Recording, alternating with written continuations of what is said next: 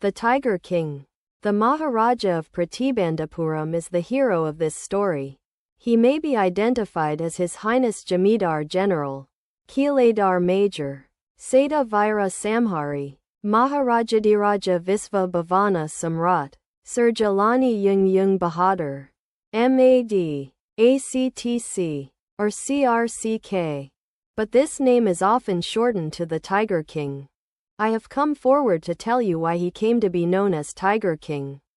I have no intention of pretending to advance only to end in a strategic withdrawal. Even the threat of a Stuka bomber will not throw me off track. The Stuka, if it likes, can beat a hasty retreat from my story. Right at the start, it is imperative to disclose a matter of vital importance about the Tiger King.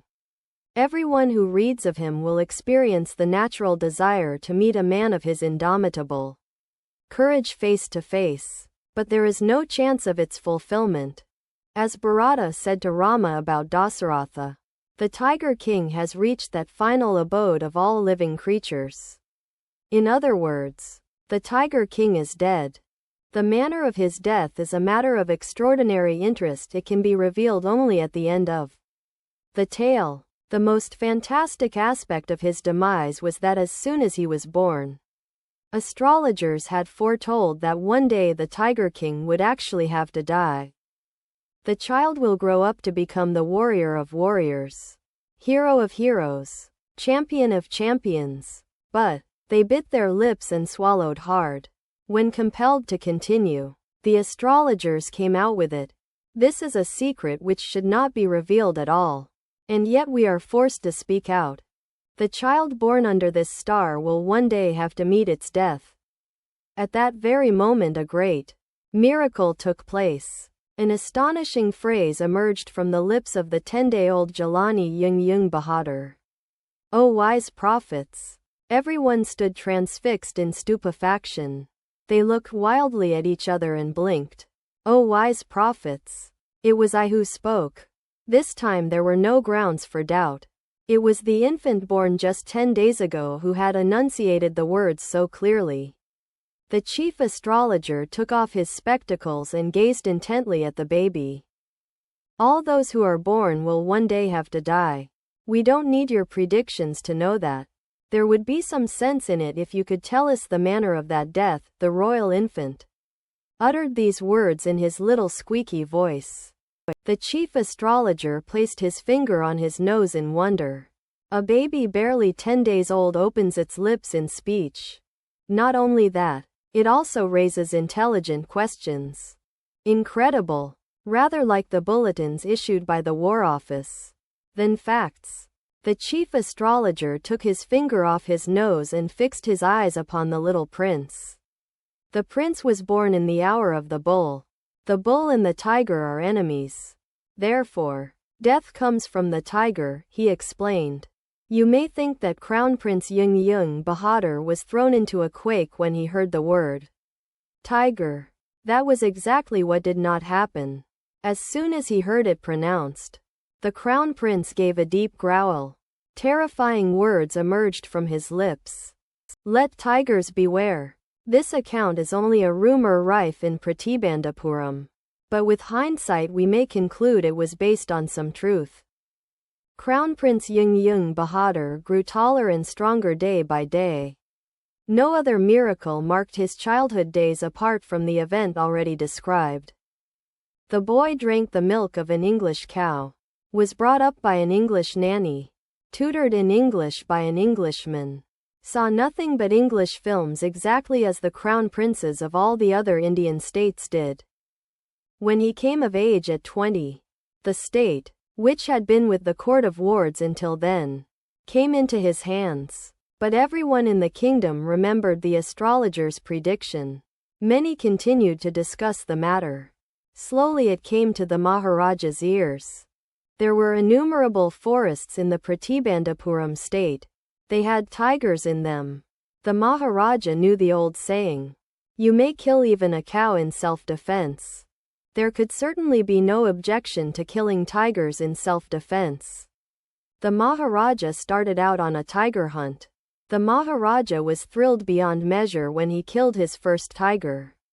He sent for the state astrologer and showed him the dead beast. "What do you say now?" he demanded. "Your Majesty may kill 99 tigers in exactly the same manner." "But," the astrologer drawled. "But what?" "Speak without fear. But you must be very careful with the 100th tiger." "What if the 100th tiger were also killed?" Single quote. "Then I will tear up all my books on astrology, set fire to them, and I shall cut off my tuft, crop my hair short and become an insurance agent," the astrologer finished on an incoherent note. From that day onwards it was celebration time for all the tigers inhabiting Pratibandhapuram. The state banned tiger hunting by anyone except the Maharaja. A proclamation was issued to the effect that if anyone dared to fling so much as a stone at a tiger, all his wealth and property would be confiscated. The Maharaja vowed he would attend to all other matters only after killing the 100 tigers. Initially the king seemed well set to realize his ambition. Not that he faced no dangers. There were times when the bullet missed its mark. The tiger leapt upon him and he fought the beast with his bare hands. Each time it was the Maharaja who won. At another time he was in danger of losing his throne. A high-ranking British officer visited Pratibandhapuram. He was very fond of hunting tigers, and fonder of being photographed with the tigers he had shot. As usual, he wished to hunt tigers in Pratibandhapuram, but the Maharaja was firm in his resolve. He refused permission. "I can organize any other hunt. You may go on a boar hunt. You may conduct a mouse hunt. We are ready for a mosquito hunt. But tiger hunt? That's impossible." The British officer's secretary sent word to the Maharaja through the Dewan that the Darai himself did not have to kill the tiger. The Maharaja could do the actual killing. What was important to the Darai was a photograph of himself holding the gun and standing over the tiger's carcass. But the Maharaja would not agree even to this proposal. If he relented now, what would he do if other British officers turned up for tiger hunts? Because he prevented a British officer from fulfilling his desire, the Maharaja stood in danger of losing his kingdom itself.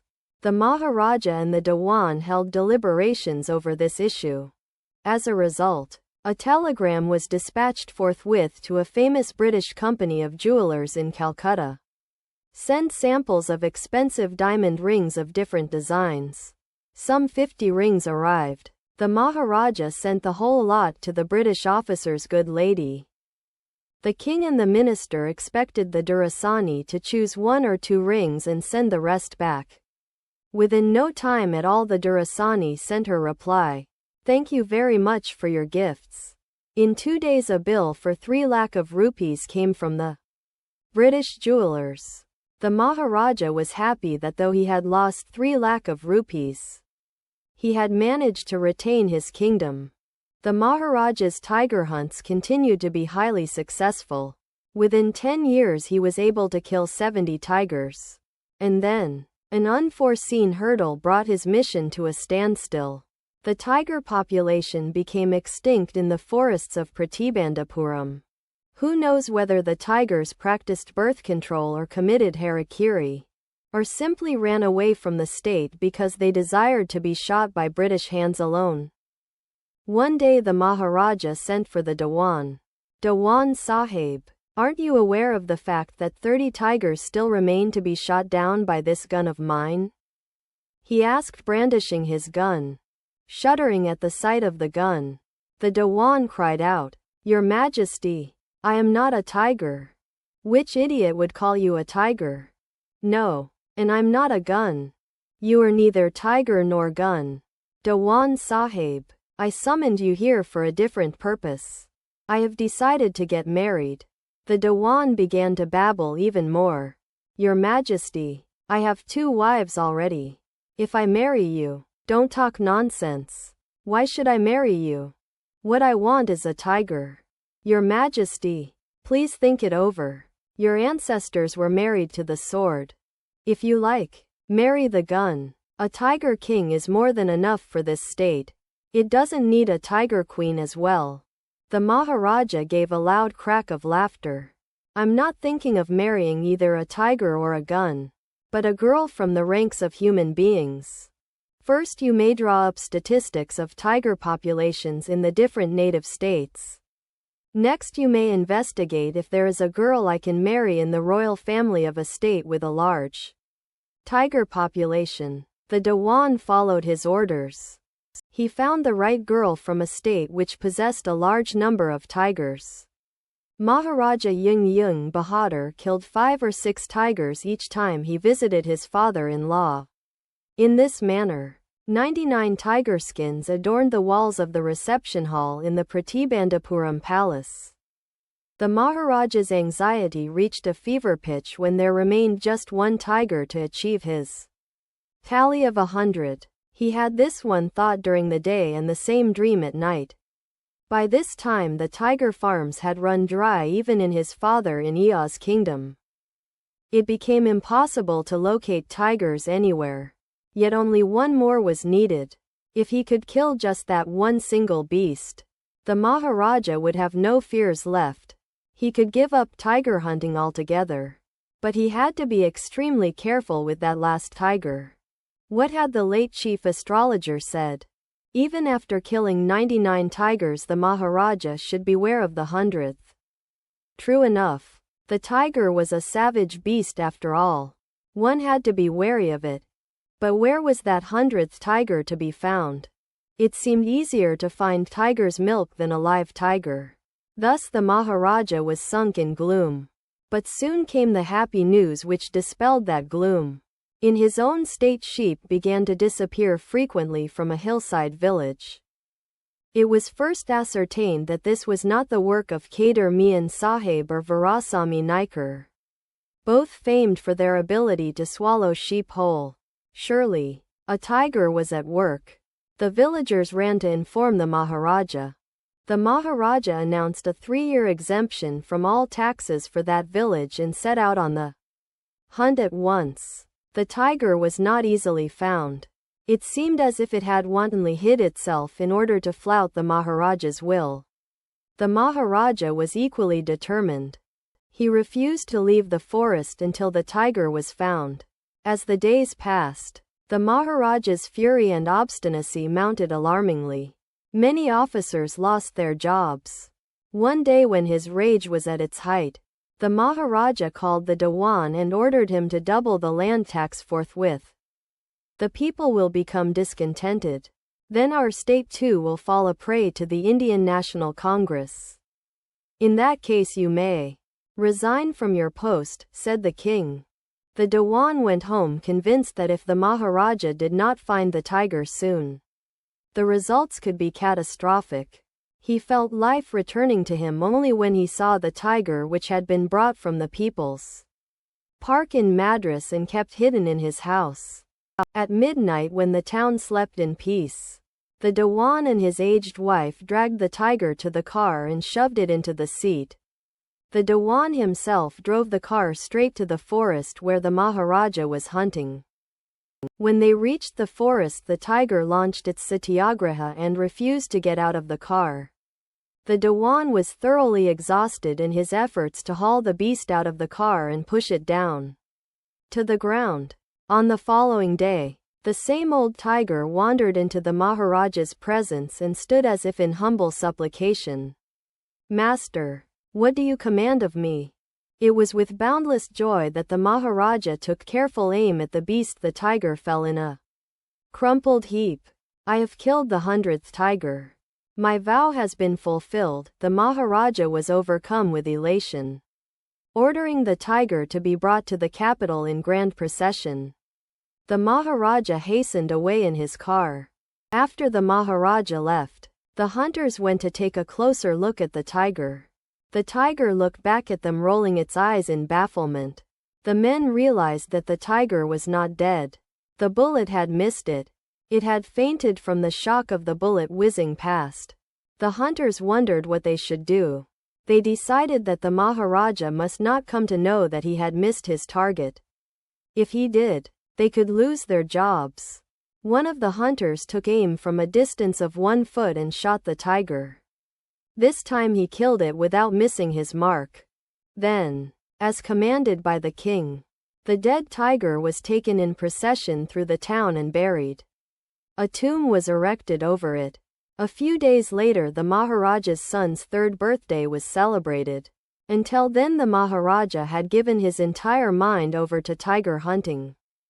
He had had no time to spare for the crown prince. But now the king turned his attention to the child. He wished to give him some special gift on his birthday.